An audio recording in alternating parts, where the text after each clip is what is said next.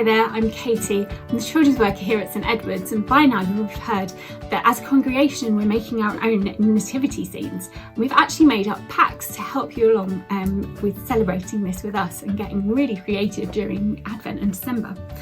The first thing you need to do is get in touch with the parish office, and I'll put the details down below in the description box.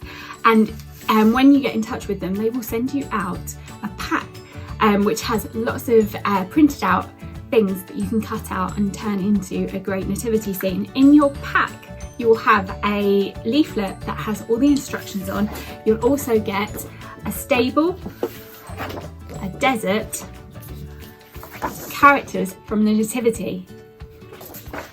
You'll also have a bag, and inside this bag there are pegs and there are lollipop sticks. They'll be used for standing up our characters, and so we can move them around or attach them, in the case of the angels and the stars, to the top of the scene. So that's the first job you need to do. Make sure you've got everything and everything is included in your pack. The next thing you need to decide to do is whether you're going to colour it all in now and save those, save the characters for the week that we're finding out about them in our services, or whether you're going to save making them each week. It's up to you. So what I'm going to do first of all is I'm going to colour this in, and then we'll make our stable scene. Join me in a minute.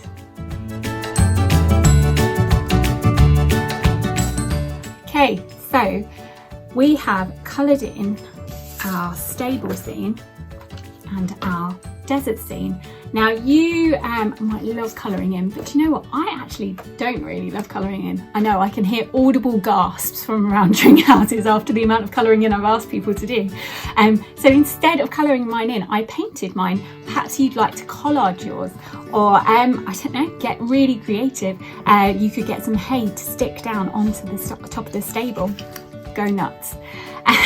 So what we're going to do now is we're going to turn this into our stable.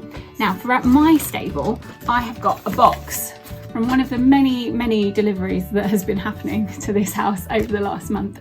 Don't worry if you don't have a box, that's fine. I will show you what to do to stand up your backgrounds in a minute. But first, if you've got a box, what I would suggest doing is cutting off any flaps, making sure that you've got a big base so that you've got lots of space to put your characters in. I cut mine down so that it fits my stable scene nicely. I'll show you, and there's not too much over the top. If you've got a shoebox, actually that would be a really great thing to do, to turn it on its side and stick this in the base of the shoebox. This is what I've got. We haven't bought any shoes in a while, unfortunately, and children's shoeboxes just aren't quite big enough. So what I'm going to do is I'm going to stick that to the back. Now, if you wanted to and you wanted to get a lot more creative, what you could do is paint the base of your stable scene, either to make it look like hay, or possibly as an outside, so cobbled streets or sand, whatever you fancy. Really, the idea with these backdrops is to make them as appealing as possible, but also to give you a chance to really consider the Christmas story while you're making. We find in children's work that a lot of the time it's great for the children to be able to do something while they're thinking about a story from the Bible, and it actually helps them to process it really well, especially if the activity is based around that story. So that is something that maybe you could do. Maybe read the Christmas story before you start making your stable scene. So this is ours. It's going to look like that. Now I can hear you saying, Katie, I don't have any boxes. That's okay. Perhaps you've got a cereal packet, which is what I've done with my desert scene. I've stuck it to the cereal packet. Now I very unwisely stuck it and then painted it. I would recommend doing it the other way around. And what I did was I stuck it to one side of the cereal packet, and then I cut out some triangle sort of shapes so that it would stand up. And what I've done is I've just cut it out sort of that shape with a slightly slanted bottom, folded it over, and then take my glue stick, my trusty glue stick. Use these a lot over the last lockdown and this lockdown. I like to make things in this house. And then stick this to the back, like that. And then your desert scene should stand up. Hopefully you can see that on the table. If, however, you think that maybe is a bit outside of what I think I can manage, do feel free to clear a bookshelf and blue tack the scenes to the back of the bookshelf. Or perhaps you could just sort of prop it up. That would be fine too. Find what works for you, and we really want these to be something that works for you and something that you can make your own. Don't have to do it how I'm doing it. Do get creative. Right, next, the characters. Okay, so onto our characters. I've cut all of mine out right around them. You don't have to go this close. And I've coloured in the first week's set of characters that we're finding out about, which is the wise men. You can, at this point, either colour them all in one go and get them in a bag ready to come out week by week, because during Advent what we'll be doing is finding out about each of the different people who are affected by Jesus' birth in the Christmas story. The first week we'll be finding out about wise men. The subsequent weeks we'll find out about the shepherds, about Joseph and the angels, about Mary, and finally about Jesus and the star that appeared the night he was born. So we're going to start off with the wise men, and I'll show you how to assemble your characters. Then at this point you can decide whether you're going to colour them all in and keep them together ready to come out each week, or whether you'd like to colour them in week by week. Whatever you decide is totally up to you. I'm choosing to attach my characters to a peg.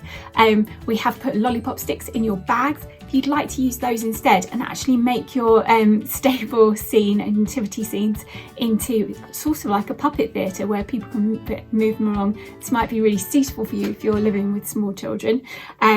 My children are a little bit bigger, and I think they'll be quite happy with this, although looking behind the camera there is a bit of a quizzical look, so possibly not. We might be making another one.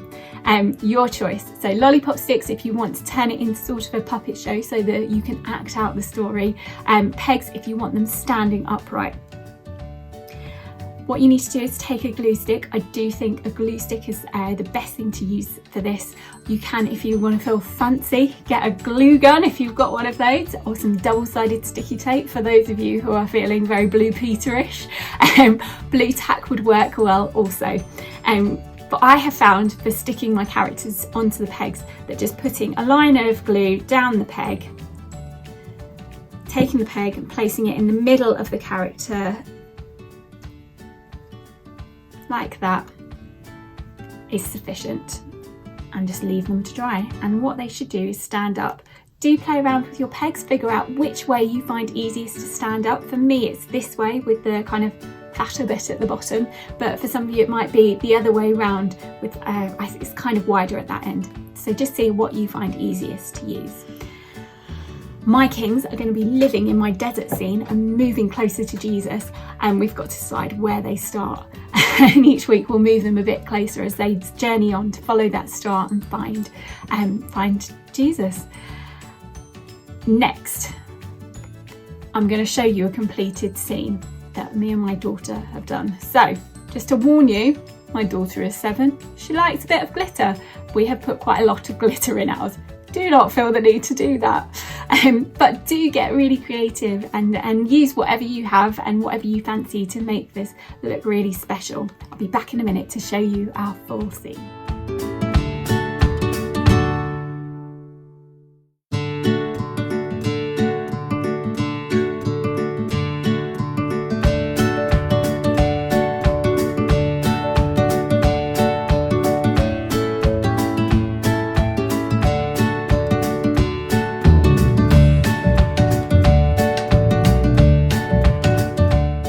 So that's how to make your DIY nativity stable.